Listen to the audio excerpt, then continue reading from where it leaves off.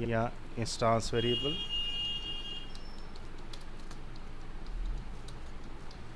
और थर्ड आ गया हमारे पास static, non static, static variables.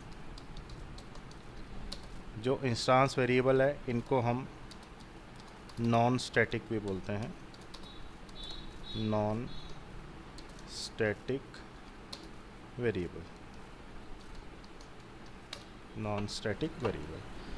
तो ये तीन टाइप हैं, लोकल वेरिएबल्स, इंस्टांस या नॉन स्टैटिक वेरिएबल और static variable. Local variable methods के अंदर होंगे, किसी फंक्शन में अंदर होंगे, और इंस्टांस और स्टैटिक वेरिएबल किसी क्लास के अंदर होंगे, ये क्लास के अंदर होंगे।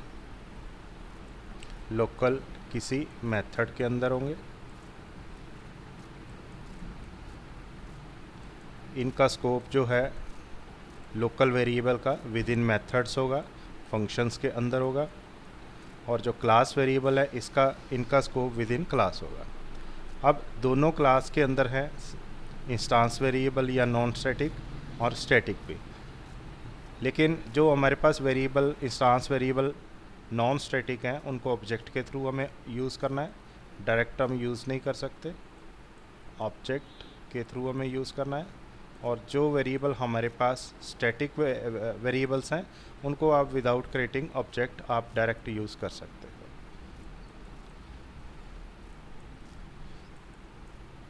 तो यही चीज़ हमने इसमें जो है अभी जो है प्रोग्राम में क्रिएट किया है। प्रोग्राम के अंदर हमने यहाँ पे ये स्टैटिक वेरिएबल्स बनाए हैं, ये है क्लास के अंदर, लेकिन हम इनको डायरेक्ट प्रोग्राम के अंदर मेन मेथड में हम इनको यूज़ कर पा रहे हैं। अब हम नेक्स्ट पॉइंट पे आते हैं। नेक्स्ट पॉइंट हमारे पास है assign one object memory to another object. एक ऑब्जेक्ट की मेमोरी दूसरे ऑब्जेक्ट को कैसे असाइन करनी है। अब ये हमारे पास बिल्कुल नई चीज़ है। इसमें क्या है, हमारे पास एक क्लास है, हमने एक क्लास बनाई, मान लो क्लास ए है।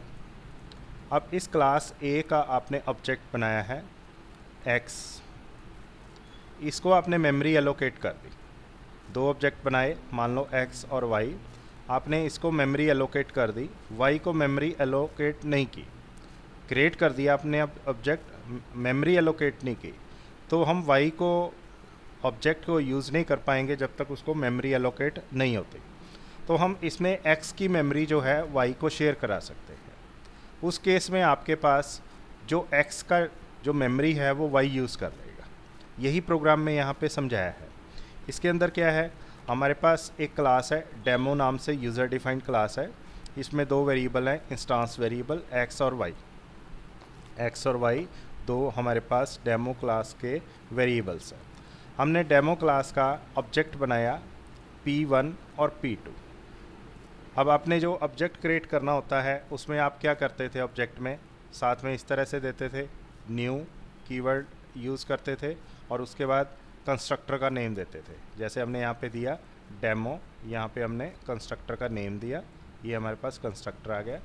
अब ये जो हमने यहाँ पे, उसमें सिर्फ P1 की क्लास बनाई है ना सर, वो ऑब्जेक्ट सिर्फ P1 का ही बना दिया, नहीं, P2 का नहीं बनाया। ऑब्जेक्ट तो दो बनाए हैं, P1 भी बनाया है, P2 हाँ भी जी, बनाया है, लेकिन मेमोरी एलोकेट नहीं की। देखो मैं हाँ जी सर। इसको आपको वर्ड पे बताता हूँ। यहाँ पे मान लो ये है assign memory from one object into one object into another object, another object। इसके अंदर हमने जो है एक क्लास है, जो इस प्रोग्राम में हम देख रहे हैं, हमारे पास क्लास है डेमो नेम से, इसके दो ऑब्जेक्ट हैं P1 और P2। अगर हम यहाँ पे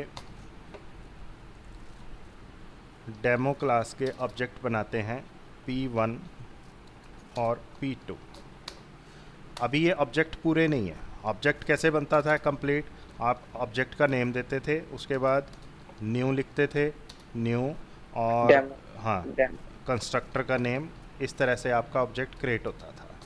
अभी ब्रैकेट। हाँ, अभी जो हमने यहाँ पे ऑब्जेक्ट दो क्रिएट किए हैं, इनके नेम तो हमने दे दिए हैं, लेकिन इनको मेमोरी नहीं दी, इनको मेमोरी नहीं दी। यही चीज़ इसमें है।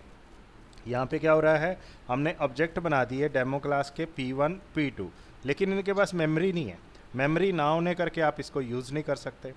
अब हमने क्या किया, नेक्स्ट लाइन के अंदर यहाँ पे जो P1 ऑब्जेक्ट है उसको मेमोरी एलोकेट कर दी, P1 को मेमोरी एलोकेट कर दी। अब इस तरह से भी मेमोरी एलोकेट आप कर सकते हो, जैसे हमने पहले लर्न किया था, क्रिएट करते ही हम मेमोरी देते थे, तो आप अलग से भी मेमोरी इस तरह से दे सकते हो। P1 को मेमोरी P2 को मिल, नहीं दी। हाँ P2 को नहीं दी, तो P1 को जो है हमने यहाँ पे ऑब्जेक्ट को यूज़ कर लिया, P1.x और P1.y 50। दोनों डाटा हमने यहाँ पे दे दिए। नेक्स्ट लाइन में हमने यहाँ पे क्या किया है, हमने यहाँ पे मेमोरी शेयर कर दी। जो हमारे पास P2 ऑब्जेक्ट है इसके पास कोई मेमोरी नहीं है, तो इसने क्या किया, P1 से मेमोरी ले ली, P1 से मेमोरी को इसने पिक कर लिया। अब इसका इफ़ेक्ट क्या होगा, इफ़ेक्ट ये होगा, जब आप P2 ऑब्जेक्ट को यूज़ करोगे वेरिएबल्स के साथ, आपने अपनी तरफ से डिफरेंट डाटा दिया है। पहले आपने दिया है 50 और दोनों में 50 दिया है, और नेक्स्ट में आपने दिया है 10 और 75। लेकिन जब आप प्रिंट करोगे, यहाँ पे हम दोनों इसको प्रिंट करा रहे हैं, P1 वाले ऑब्जेक्ट को और P2 वाले ऑब्जेक्ट को, दोनों को प्रिंट करा रहे हैं, तो हमारे पास दोनों में डाटा जो है आना तो अलग अलग चाहिए। P1 वाले में 50-50 आना चाहिए और P2 वाले में 100 और 75 आना चाहिए, लेकिन वो आएगा नहीं। क्यों? क्योंकि उसकी मेमोरी के ऊपर उसने ओवरराइट कर देना है। P1 जो ऑब्जेक्ट है उसकी मेमोरी के ऊपर उसने अपना डाटा रख देना है, यानी कि आपका ये डाटा डिलीट हो जाएगा, उसकी जगह हमारे पास 100 और 75 आ जाएगा। तो जब आप दोनों ऑब्जेक्ट्स को प्रिंट करोगे तो हमारे पास डाटा जो है लास्ट वाला आएगा, क्योंकि मेमोरी शेयर है। इसको प्रोग्राम के थ्रू हम देखते हैं, वहाँ इजीली हमें समझ आ जाएगा। यहाँ पे हमने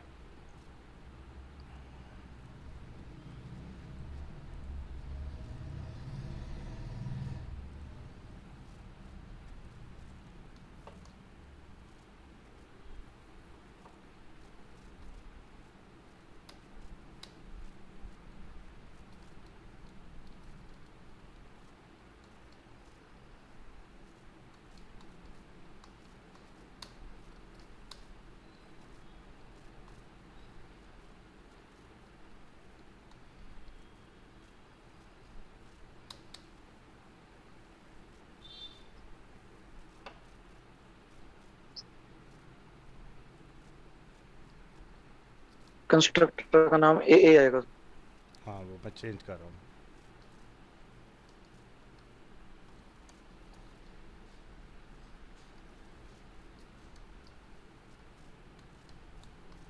मैं एक बार प्रोग्राम सेट कर लूँ, फिर सारा मैं एक्सप्लेन करता हूँ।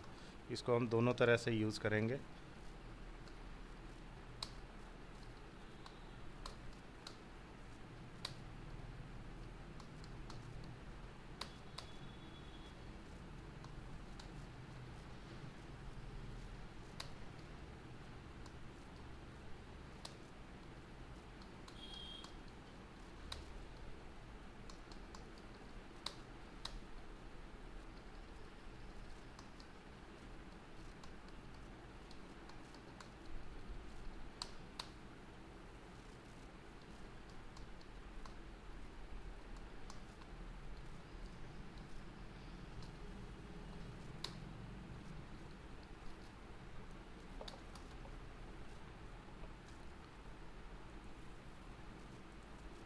यहाँ मैं 10 कर देता हूँ, इधर मैं 20 कर देता हूँ, इधर मैं 30 कर देता हूँ, और इधर मैं 40 कर देता हूँ। अब देखिए, सबसे पहले इसका हम आउटपुट देखते हैं, हमारे पास आउटपुट क्या आ रहा है। अगर हम यहाँ पे आउटपुट देख रहे हैं तो हमारे पास 30 और 40 आ रहा है। 30 और 40 क्यों आ रहा है? हमने P1 जो है object dot x, P1 dot y, इन दोनों को यूज़ किया। लेकिन हमने यहाँ पे दिया क्या हुआ है 10, और इधर भी हमने 20 दिया हुआ है, लेकिन हमारे पास आउटपुट आ रहा है 30 और 40। ऐसा क्यों है? ऐसा इसलिए है, ओवरराइट हो गया सर वो हाँ डाटा ओवरराइट हो उसमें। गया। जो हमने P1 ऑब्जेक्ट को मेमोरी एलोकेट की थी, हमने यहाँ शेयर कर दी। शेयर किसको साथ कर दी? P2 के साथ। जब P2 ने अपना डाटा स्टोर किया तो उसने ओवरराइट कर दिया, P1 ऑब्जेक्ट की मेमोरी पे उसने 30 और 40 रख दिया। तो दोनों जगह हमारे पास 30 40 आ रहा है, P2 में भी और P1 में भी। अगर सपोज करो मैं यहाँ पे मेमोरी P2 को अलग से देता हूँ, मैंने क्या किया यहाँ पे, जैसे हमने ऊपर मेमोरी दी थी P1 को, इस तरह से मैं P2 को दे देता हूँ, बाकी सारा सेम रहेगा प्रोग्राम।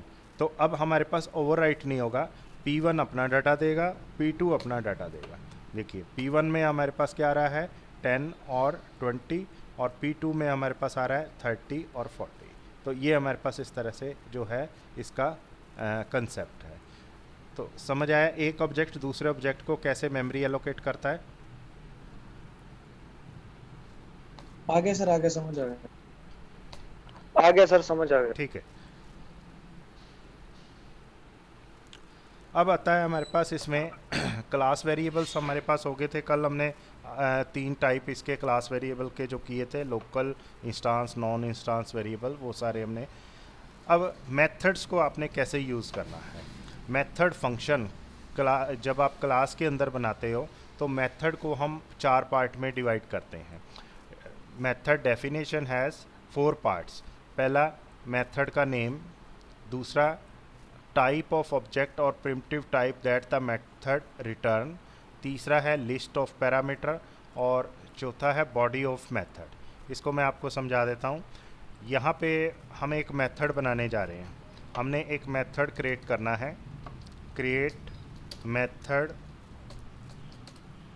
कौन सा मेथड क्रिएट करना है? User defined, user defined method in A class के अंदर हमें एक यूज़र डिफाइंड मेथड क्रिएट करना है।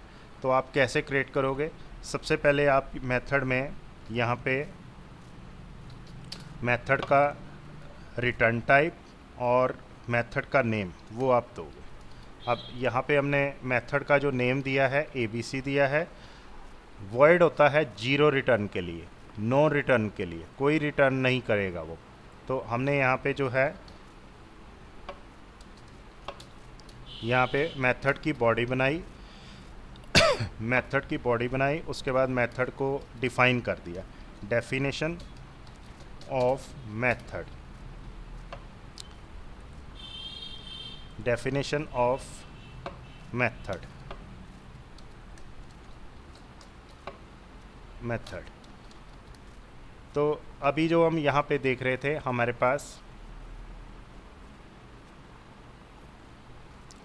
सबसे पहले था मेथड के 4 पार्ट्स इसने बताए थे। Name of method, name of method ये आ गया हमारे पास, ABC is the name of the method. कोई भी मेथड है उसकी आइडेंटिफिकेशन ब्रैकेट ओपन क्लोज से होती है। मेथड हमारे पास क्या है, जिसको हम फंक्शन भी बोलते हैं, ग्रुप ऑफ कोड। मेथड को डिफाइन करना है, ग्रुप ऑफ कोड। सेकंड हमारे पास है टाइप ऑफ ऑब्जेक्ट और primitive type that are method return. किस टाइप का मेथड वो जो है रिटर्न करेगा। तो अगर हमने इसके आगे वॉइड लिखा है तो ये नॉन रिटर्नेबल है, नॉन रिटर्नेबल है। अगर मैं यहाँ पे वॉइड हटा के प्रिमिटिव डाटा टाइप लिख देता हूँ इंटीजर, तो मेथड के एंड में आपको यहाँ पे रिटर्न कराना पड़ेगा। क्या रिटर्न कराना है? जो भी आपका वेरिएबल है, डाटा जो है रिटर्न कर रहा है, रिटर्न RETURN, रिटर्न। अब हमारे पास अगर कुछ रिटर्न करने के लिए है तो हम वेरिएबल का नाम लिख देंगे। मान लो कोई वेरिएबल है, x वेरिएबल है, वो डाटा रिटर्न कर रहा है, तो हम x का नाम लिख देंगे, जैसे आप x वेरिएबल को प्रिंट कराते हो। अगर सपोज करो हम यहाँ पे कुछ है ही नहीं रिटर्न करने को, तो फिर आप 0 लिख दोगे। तो इसको इस तरह से जो है हम डिफाइन करेंगे। नेक्स्ट हमारे पास इसमें है list of parameter, A list of parameter. List of parameter, हमारे पैरामीटर कहाँ आते हैं? पैरामीटर जो आते हैं वो आते हैं इस ब्रेसिस के अंदर, इसके अंदर यहाँ पे। अगर मैं आपको कहता हूँ कि इसमें पैरामीटर पास करो, तो आप पैरामीटर कैसे पास करोगे? यहाँ आप लिखोगे इंटीजर ए, एक पैरामीटर। अगर दो पैरामीटर देने हैं, मान लो एक इंटीजर रखना है, एक मैंने फ्लोट देना है, फ्लोट बी, तो ये दो पैरामीटर हैं। वैसे हम जो इंटीजर ए लिखते हैं तो उसको हम बोलते हैं दिस इज़ ए वेरिएबल, लेकिन जब फंक्शन की बेसिस में हम इसको पार्थनेस में पास करते हैं तो इसको हम बोलते हैं parameter. These are the parameter. तो लिस्ट ऑफ पैरामीटर हमारे पास ये आ गई, और इसमें दो पैरामीटर्स हैं, एक इंटीजर है, एक फ्लोट है। दोनों इंटीजर भी हो सकते हैं, दोनों फ्लोट भी हो सकते हैं, स्ट्रिंग, कैरेक्टर, वट जो भी आपको चाहिए वो आप इसमें ले सकते हो। नेक्स्ट आता है body of method. Body of method क्या है? ये बॉडी ऑफ मेथड है। बॉडी मीन्स वो क्या काम करेगा, क्या पास करेगा, वो चीज़ इसमें यहाँ पे डिफ़ाइन की हुई है। अगर सपोज़ करो हम इसको प्रैक्टिकली देखना चाहते हैं, इम्प्लीमेंट करना चाहते हैं, तो हम इसको कैसे करेंगे? इसका मैं आपको एक एग्ज़ाम्पल करा देता हूँ।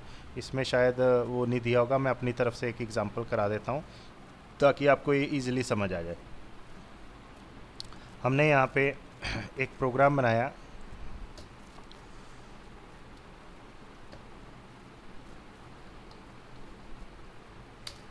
एक क्लास बनाई।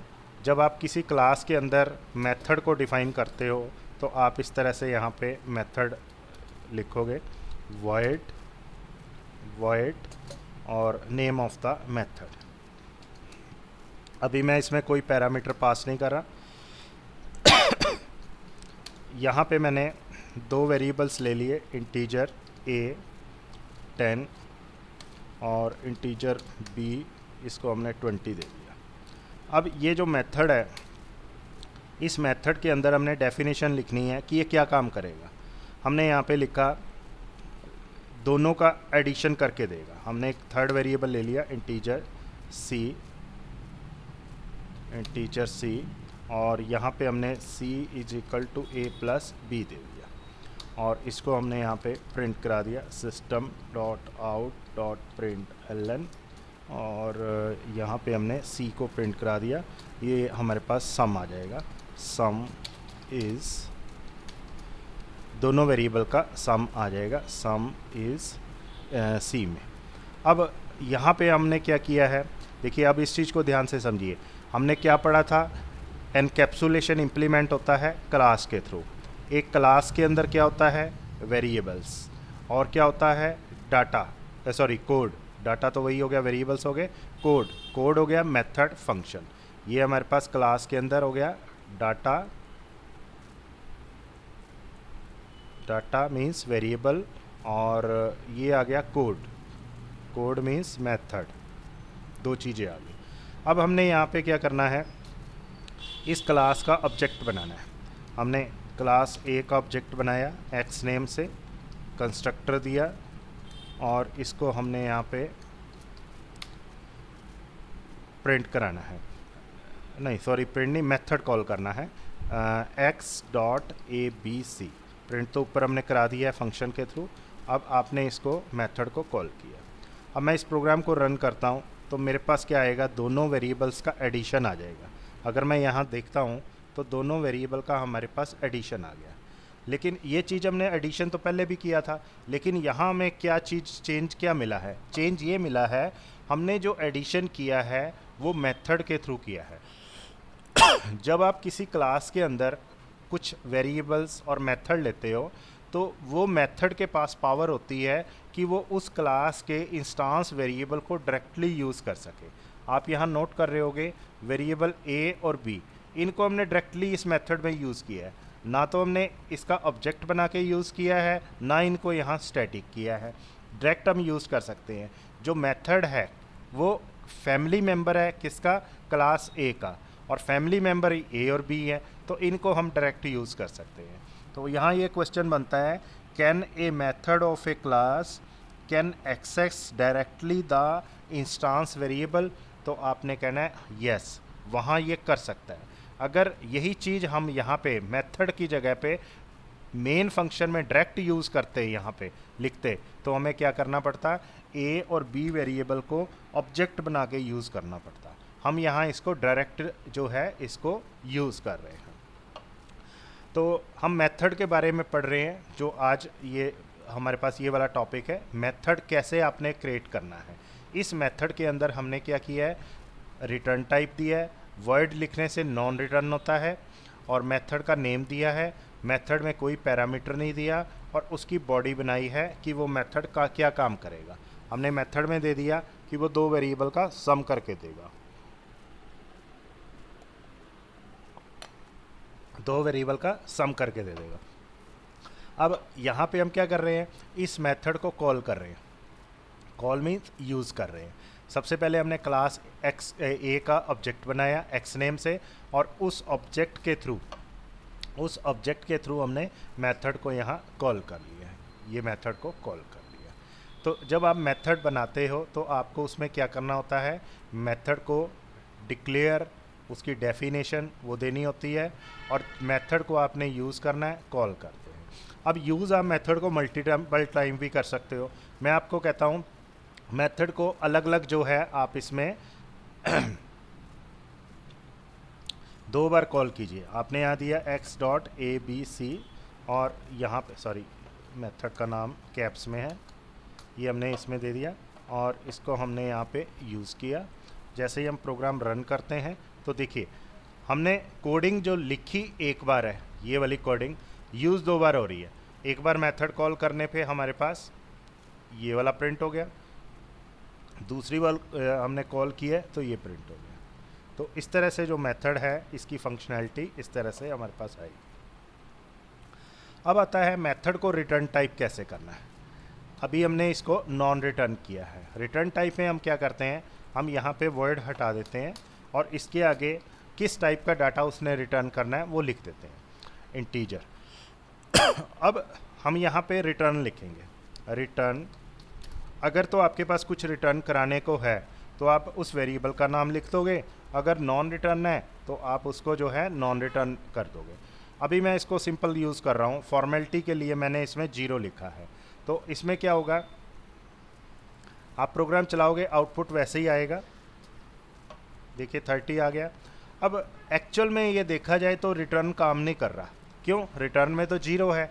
ये हम कब करते हैं, ये तब करते हैं, मैंने आपको कहा कि हमने एक मेथड बनाना है ABC नेम से। वो मेथड डाटा को कैलकुलेट करेगा या सम मल्टीप्लाई जो भी आपने करना है, लेकिन वो प्रिंट नहीं करेगा। प्रिंट हम यहाँ खुद कराना चाहते हैं। मान लो आपने यहाँ इस सम को किसी फार्मूले में आगे यूज़ करना है, तो उसके लिए आप यहाँ पे जो आउटपुट आ रहा है C में, इसको डायरेक्ट उठा के यहाँ रख लेके यूज़ करना चाहते हो, तो हम क्या करेंगे, मेथड को रिटर्न टाइप कर देंगे। वो कैसे करना है, अब मैं यहाँ से ये सिस्टम वाली लाइन हटा दूँगा। मैंने प्रिंट नहीं कराया, मैंने रिटर्न लिख दिया। रिटर्न में मैंने किसको कराना है, वेरिएबल C को रिटर्न कराना है। मैंने यहाँ C को रिटर्न कर दिया। अब जब आप मेथड यूज़ कर रहे हो तो मेथड कर क्या रहा है, मेथड एक काम कर रहा है, कैलकुलेशन कर रहा है, लेकिन वो प्रिंट नहीं कर रहा, वो रिटर्न कर रहा है। जब आप किसी भी रिटर्न टाइप मेथड को यूज़ करते हो तो आपको एक वेरिएबल की ज़रूरत होती है। हम यहाँ पे एक वेरिएबल रखेंगे। मान लो यहाँ मैंने एक वेरिएबल ले लिया इंटीजर y। अब यहाँ पे मैं क्या लिखूँगा, मैं यहाँ दूंगा y is equal to x.abc, यानी कि जब आप मेथड कॉल कर रहे हो, फंक्शन को यहाँ पे कॉल कर रहे हो, तो क्या हो रहा है, जो उसका डाटा हमारे पास कैलकुलेट हुआ है वो किस में आ गया, वो आ गया y के अंदर।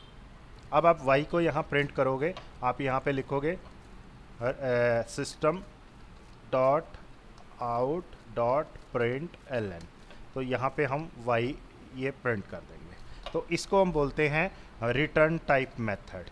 रिटर्न टाइप मेथड जो हमने पहले किया था वर्ड लगा के, उसको बोलते हैं नॉन रिटर्न मेथड। 2 तरह से हम मेथड को यूज़ कर सकते हैं।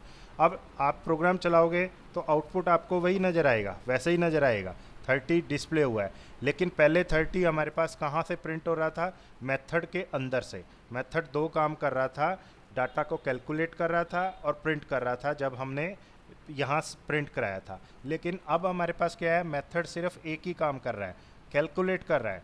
लेकिन जो हमारा डाटा प्रिंट हो रहा है वो कैसे हो रहा है, जैसे ही मेथड को कॉल कर रहे हो वो सम करके डाटा को वेरिएबल में पास कर रहा है, वाई वेरिएबल में पास कर रहा है, और वाई वेरिएबल को आप यहाँ पे प्रिंट करा रहे हो। क्लियर हो रहा है या निकल रहा है ऊपर से ही, बताओ मेरे को। नहीं हो गया सर, तो हो रहा है क्लियर सर। हाँ जैसे ऊपर इंट ए को 10 दे दिया, बी को 20 दे दिया, हाँ जी, अगर अपने आप से देनो कोई वैल्यू। हाँ वो कर रहा हूँ मैं, आ रहा हूँ वेट कर रहा हूँ।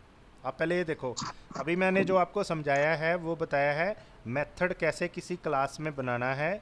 मेथड को आप दो तरह से यूज़ करते हो, एक आपने उसको नॉन रिटर्न यूज़ करना है, एक रिटर्न टाइप में करना है। नॉन रिटर्न में हमारे पास आता है मेथड के आगे वॉइड, और रिटर्न टाइप में हम मेथड के आगे इंटीजर, फ्लोट, कैरेक्टर कुछ भी लिख सकते हैं, जिस टाइप का वेरिएबल आपका डाटा रिटर्न कर रहा है। अब यहाँ इंटीजर हमारा रिटर्न हो रहा है, सी जो है इंटीजर टाइप है तो हमने यहाँ इंटीजर लिखा है। अगर ये फ्लोट होता तो हम यहाँ फ्लोट लिख देते। तो रिटर्न टाइप और नॉन रिटर्न, यहाँ आपने जो कंसेप्ट क्लियर करना है वो ये है।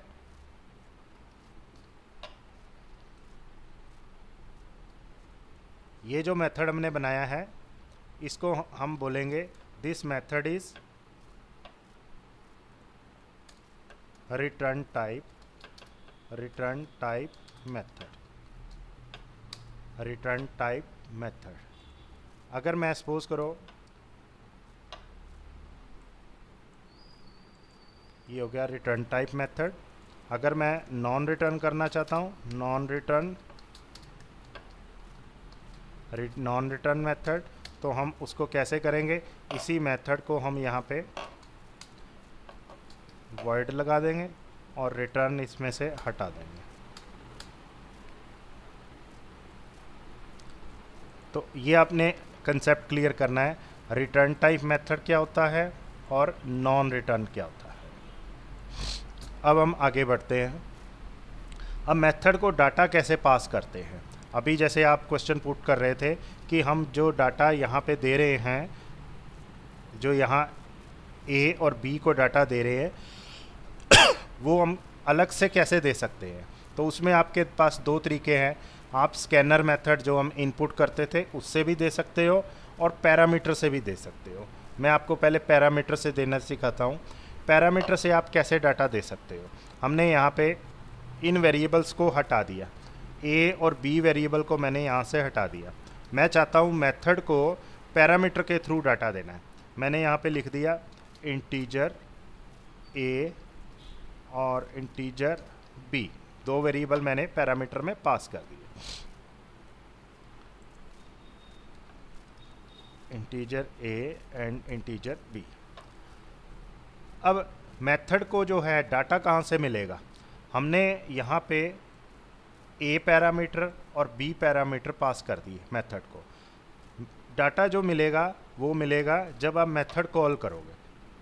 आपको यहाँ पे एक रेड लाइन नज़र आ रही होगी, इस लाइन में वो रेड लाइन क्या बता रही है कि एरर है।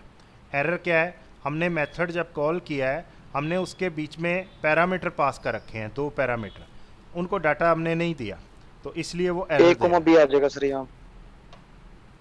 नहीं, यहाँ डाटा देना है। जब मेथड आप कॉल करोगे ना डाटा देना है। मैंने यहाँ पे हाँ जी वो 20 30 लिख देना सर यहाँ। हाँ, कुछ भी देना, कुछ भी डाटा मैंने दे दिया। मैंने एक 20 दे दिया, एक 30 दे दिया। अब जब आप प्रोग्राम इसमें रन करोगे तो हमारे पास यहाँ पे 50 जो है वो प्रिंट हो जाएगा, 50 प्रिंट हो जाएगा। ठीक। अब आपके माइंड में एक क्वेश्चन आएगा कि दोनों में से कौन सा अच्छा तरीका है, फ़ायदा क्या है, किसका है। इस जो पैरामीटर के साथ हम मेथड यूज़ करते हैं वो हमारे पास फ्लेक्सिबल हो जाता है। फ्लेक्सिबल का मतलब क्या है, अभी मैंने आपको फंक्शन 2 बार कॉल किया था तो उसमें क्या आ रहा था, 30, पहले में भी 30 आ रहा था, दूसरे में भी 30 आ रहा था, क्योंकि डाटा तो फिक्स था हमारा। पहले में भी उसने सम वही दिया है, दूसरे में भी यही दिया है। लेकिन पैरामीटर्स के साथ जब आप फंक्शन कॉल करते हो तो हम उसको अलग अलग डाटा दे सकते हैं। कैसे, मैंने यहाँ पे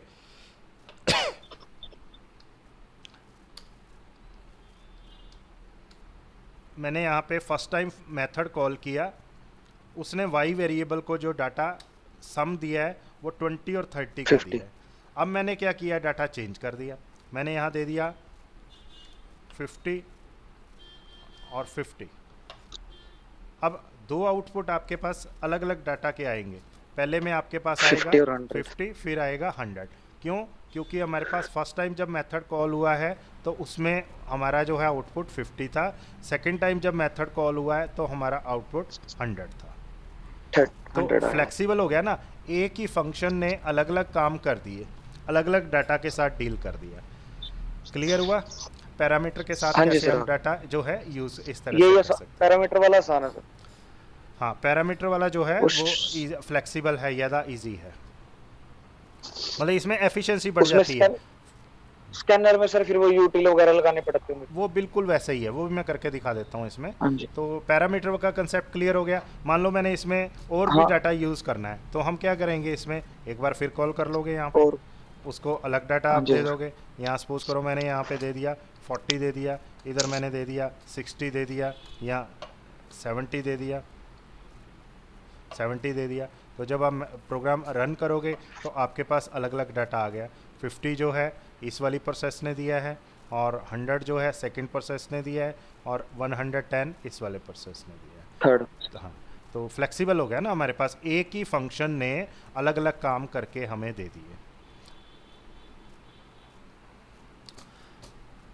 स्कैनर वाला अगर आपने इसमें यूज़ करना, हाँ इस प्रोग्राम में आप इसको नॉन रिटर्न भी कर सकते हो। मान लो हमें यहाँ पे बार बार ये लाइन प्रिंट करनी पड़ रही है, तो हम क्या करेंगे, यहाँ पे हमने ये लाइन यहाँ पे ऊपर ही लिख दी, हम फंक्शन को जो है नॉन रिटर्न कर रहे हैं।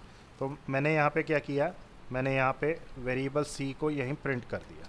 अब मैं नॉन रिटर्न नहीं कर रहा, सॉरी रिटर्न टाइप नहीं कर रहा, मैं इसको नॉन रिटर्न बना रहा हूँ, और मैंने इसको इस तरह से कर दिया। अब यहाँ पे आप जो है, आपको इस वेरिएबल वाई वेरिएबल की ज़रूरत नहीं है, इसको आपने हटा देना है और जस्ट मेथड को कॉल करना है। इस लाइन की भी ज़रूरत नहीं है, तो ये हमारा प्रोसेस आसान हो जाएगा। ये सारा कुछ हम जो है डायरेक्टली यूज़ कर लेंगे।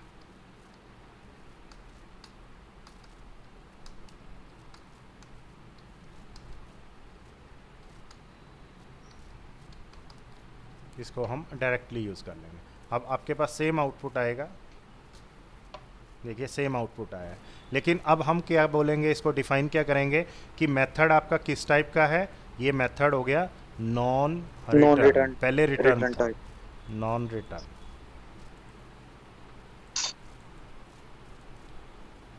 तो ये बेस कंसेप्ट्स हैं मेथड के, फंक्शंस के, कैसे आपने उसमें function with parameter, function with return type, function with multiple parameter, function with non return type, वो सारे कंसेप्ट इसमें मैंने आपको डिफाइन किए हैं।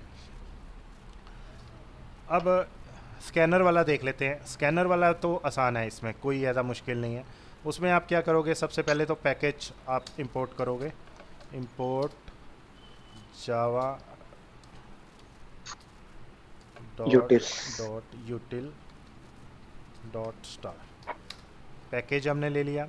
अब हमने इसमें स्कैनर क्लास का ऑब्जेक्ट बनाना है। यहाँ पे हम स्कैनर क्लास लेंगे, स्कैनर कुछ भी इसका नाम ले लीजिए, न्यू स्कैनर। इसका हमने ऑब्जेक्ट जो है system.in, ये हमने इसमें पास कर दिया। पैकेज आ गया, क्लास आ गई। अब हमने इसमें डाटा देना है। डाटा कैसे देंगे, इंसर्ट कैसे करेंगे? डाटा हम इंसर्ट इस तरह से करेंगे, यहाँ हमें दो वेरिएबल ले लेने हैं। मान लो हमने यहाँ ले लिया वेरिएबल ए और वेरिएबल बी। ऊपर हमने जो पैरामीटर में लिए हैं वो कैप्स में है, और यहाँ जो है स्मॉल में लिए हुए हैं। तो इसमें आपने कंफ्यूज नहीं होना, दोनों अलग अलग हैं। अब जो वेरिएबल ए है इसको हमने डाटा इंसर्ट करना है, तो हम कैसे इंसर्ट करेंगे? यहाँ हम मैसेज प्रिंट करा लेते हैं, सिस्टम डॉट, इस ऑब्जेक्ट को भी ऊपर dot out dot print ln, enter enter 2 numbers,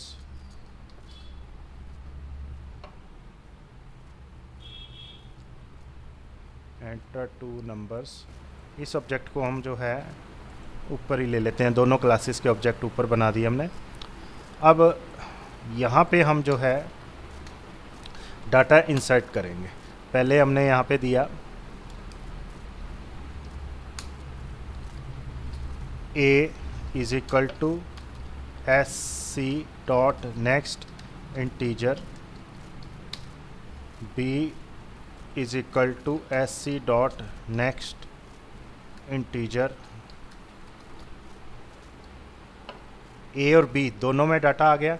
अब ये जो a और b है इसको हम पैरामीटर में पास कर देंगे। यहाँ पे a इधर पास कर दिया हमने, b इधर पास कर दिया।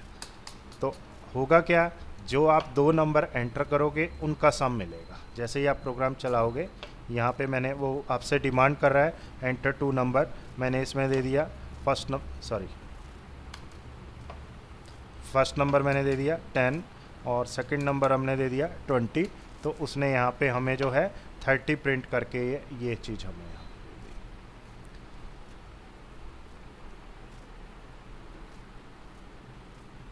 क्लियर हुआ है या नहीं? हो गया सर, हो गया, क्लियर हो गया क्लियर। तो इस तरह से जो है हम इसको एक्सेसिबल जो है एक्सेस कर सकते हैं इनपुट करने। अगर हम इसको दोबारा कॉल कर लेते हैं तो आप नेक्स्ट टाइम फिर वो डिमांड करेगा।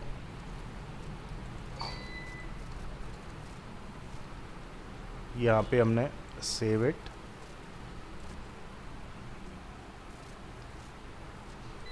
अब जैसे ही मैं प्रोग्राम रन करता हूँ